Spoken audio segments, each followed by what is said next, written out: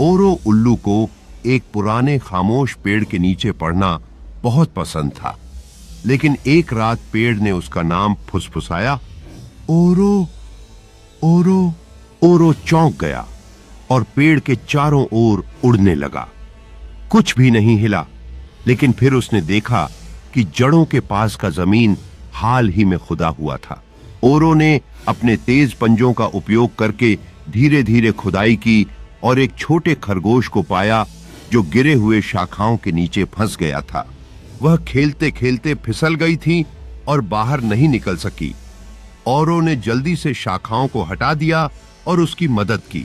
उस दिन के बाद खामोश पेड़ अब खामोश नहीं रहा। पक्षियों ने वहां इकट्ठा होकर औरो द वाइज की कहानियां सुनाई, जो तब सुनी जाता था जब और कोई नहीं। औरों ने सबकी कहानियां सुनी और अपनी बुद्धिमानी से उनका मार्गदर्शन किया, जिससे हर कोई खुश था।